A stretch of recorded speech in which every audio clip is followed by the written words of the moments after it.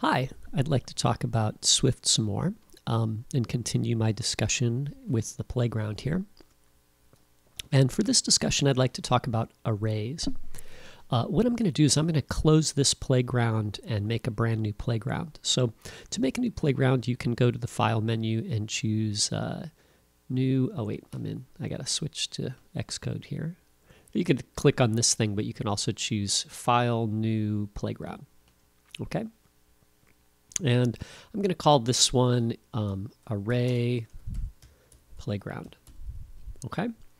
And I'll save it to my folder where I'm saving my other stuff here, which was over here. And here's my playground. So what is an array? An array is a compound data type, let's say. You know, it's essentially like a variable. Like in this case, we have a variable that holds a single string.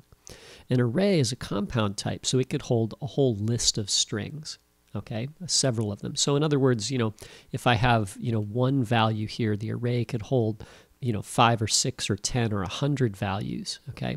And you'll use arrays for things like organizing the data that goes into a table view. So a table view is one of those lists that you see in your iPhone. You know, when you look at contacts or your music list and you're looking at all the songs in the list, well, that list is created from an array. All the songs are in an array. And the list is looking at the array to find out what songs it should display in the table view, okay? And it's getting the name of the song and the track title and the album title and the album artwork and stuff like that from the array also, okay? To define an array, use let or var and then name your array. I'll call my array right now. And what we're going to do is we're going to define an array with the square brackets, okay?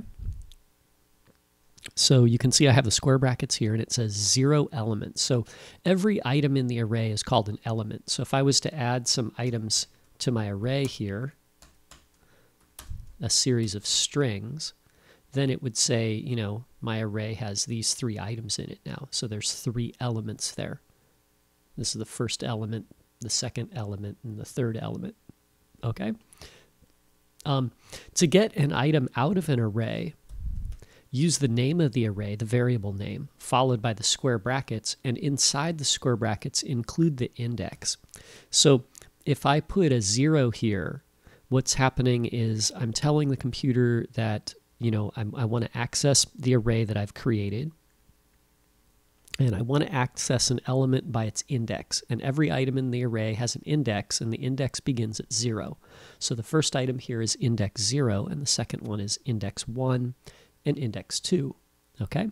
And so if I wanted to get at index number 1, then I could put a 1 in there, and now, you know, it would show me B because that's index 1. So 0, 1, 2. Okay?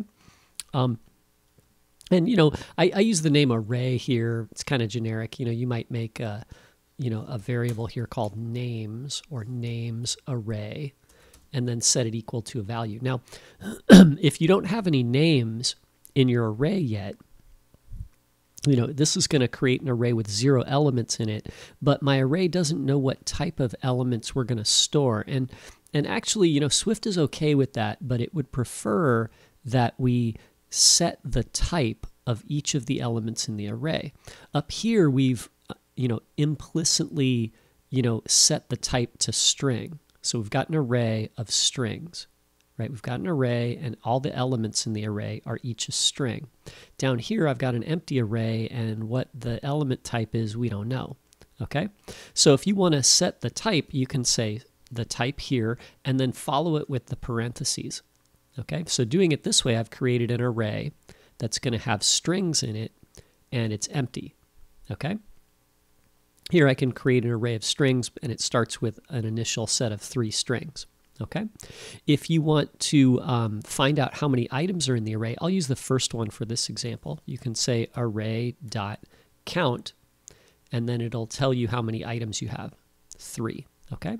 If you want to add an item to an array, and maybe I'll do it with the bottom one here, you can say, you know, names array dot append, and then it says new element, And the T here means type. It could be any type, right? So, but it should match the type here.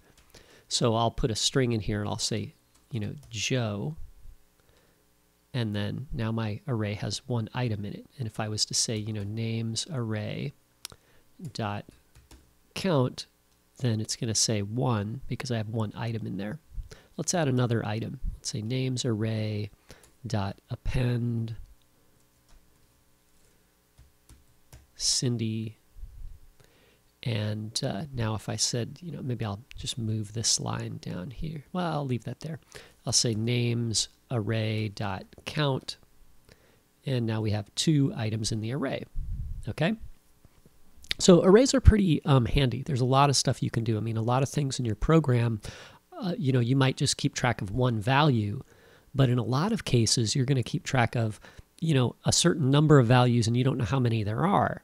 So you might start off with 0 values and then you might add some values to it, right, to the array to keep track of them, and you might delete them too. So the arrays are pretty flexible, and they appear often in the type of code that you're going to be programming with mobile applications. Okay?